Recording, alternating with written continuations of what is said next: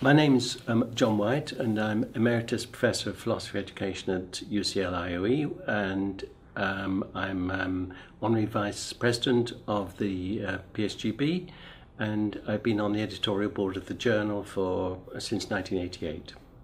And I'm Judith Suissa. I've been on the editorial team of the journal since 2007. Well, as it is 50 years since the journal was first established, I thought it would be interesting to go back to the early years and ask you, as someone who's been involved for some time, whether you could reflect on what the journal was like in the early years and how you experienced it.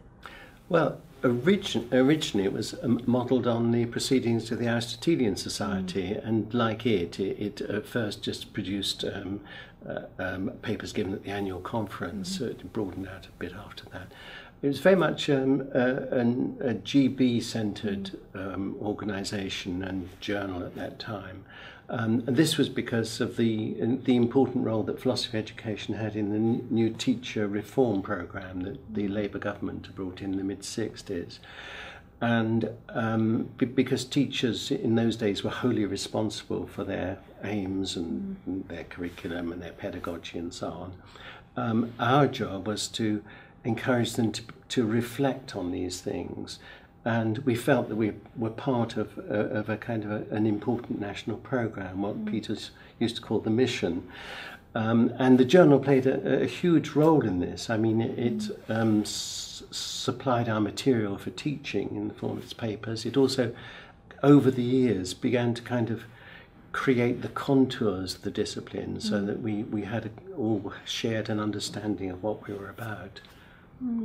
And do you think there's been a shift in the sort of scope and purpose of the journal since those early years? Well, I guess about halfway through that period, in the late 80s, I think there was a definite shift because there was a change in the funding arrangements, which meant that people weren't being funded to do MA courses and this sort of thing. And so our teaching was dramatically affected in philosophy of education. And some of us wondered, what we were there for any longer. But we were actually saved in the early 90s by the research assessment operations, which then came on stream. And they threw us a kind of a lifeline. And after that, I mean, the journal began to flourish as it had never flourished and became a kind of a major international global journal. Yeah, I can see your point about the ref perhaps being certainly a major contributor to the proliferation of publications in the journal. Obviously that has been good for the journal and for the field as a whole. But I wouldn't see the ref in an entirely positive light, though. I think in terms of its impact on the sort of professional daily life of academics, it's actually possibly had rather more negative effects, and certainly the increased pressure to publish that's gone hand in hand with a sort of massive increase in workload and various types of performance management has led to a situation when I think academics, sort of certainly people of my generation, are just under such pressure to publish the whole time that I wonder sometimes if anybody actually has any time to read all the stuff being published. And I do worry that there isn't the kind of institutional support for the time and space needed to just engage in conversations and develop sort of sustained philosophical work that's so intellectually important because everybody's so busy just trying to get stuff out there and publish. Yeah, you're absolutely right about those problems with the ref. Perhaps I was a bit enthusiastic when I was talking about a lifeline. I suppose I meant that we were in choppy waters in the 80s and 90s, and we were at least able to survive. Perhaps I shouldn't have said more than that. But I think after the 80s, the broad consensus as to what kind of operation philosophy education was and what the journal was and so on, that began to kind of crumble at the edges, understandably. And you got people pursuing different paths. Some people went more into the kind of policy area, and we saw Impact come on stream in 1999. That was part of that. Other people developed their interests in particular philosophers who had something to say about education from the early days. I mean, from Plato and Aristotle onwards, right through to the late 20th century with Wittgenstein and Hannah Arendt and so on. So that has been a shift, I think. Yeah, I can see what you're talking about, certainly just through looking at the contents of the journal compared to what they might have looked like 30, 40 years ago. Although I would say that, in my view, the papers published in the journal are still concerned with the same central philosophical questions about education. So, broadly speaking, they're sort of papers that are concerned with epistemological questions about knowledge and the nature of learning. They're more political pieces that look at questions of access and provision to education and power and justice. But perhaps what's true is that the range of philosophical resources and the traditions that are drawn on in answering those questions are somewhat broader and perhaps more eclectic than used to be the case. Yeah. I mean, you're surely right on the sort of topics which the journal writes about. But I suppose I still feel that there's been a change. Nevertheless, if I put my finger on it, I think it's that in the early days there weren't so many of these articles which depended on a knowledge of a particular philosopher.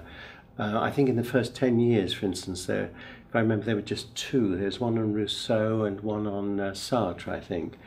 That meant that people tackled the problems more directly in those days. They just went into them.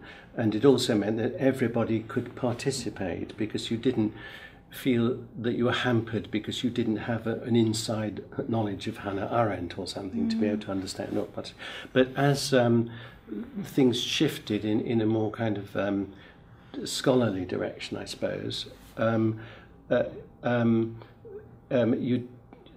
this was lost a bit, and it meant that the people who participated were increasingly people who kind of shared a certain kind of a certain kind of academic knowledge about. So I think there's probably a case for returning a bit more to the direct route, which we used to follow more systematically. Yeah, I like this idea of the direct route, and I can certainly see its appeal. And it is true that in my teaching, for example, I often use papers from that sort of earlier period for students who don't have a systematic background in philosophy, because they are a really good way in to thinking deeply about education in a philosophical way, without necessarily having to get to grips with the work of particular philosophers. I think an exemplary paper, actually, that I use a lot in my teaching, that perhaps is an example of what you're referring to, is Robert Dearden's paper, Happiness in Education, which really just gets straight into this question, should happiness be an aim of education, which is just as topical now as it was when he wrote it. And it really allows students to get to grips with the deep philosophical questions that are implied in that, about flourishing, about the meaning of life, without having necessarily read Aristotle. And it's quite striking to me, actually, now looking at the paper, how few references it has. And I think people just don't write like that very much anymore. You're right, that was a great paper, I remember that well. I wonder if I could ask you a question, Judith. I mean, how do you see the future of the journal from here on in? Well, it's hard to comment on the way the discipline will go, but one thing I would like us to pay more attention to, perhaps, as a society and as an editorial team, is thinking about ways that we can reach a readership who might not necessarily be part of the academic philosophy of education community. I think so much of what philosophers of education are saying is really relevant to practitioners, teachers, policymakers, and so much of the sort of popular debate around education now, I think, is really sort of impoverished and could benefit from some good philosophical work, a lot of which I think teachers are really interested in and want to engage in and are quite capable of engaging in, but I worry that perhaps they're not reading what we're writing, and sometimes I worry that we're talking to ourselves a bit. We should do more to engage with other audiences. Oh, I couldn't agree with you more on that, I think. And perhaps what I was saying about people's involvement in looking at particular philosophers probably hasn't helped this process, because it may have exacerbated this idea that we're talking very much to ourselves.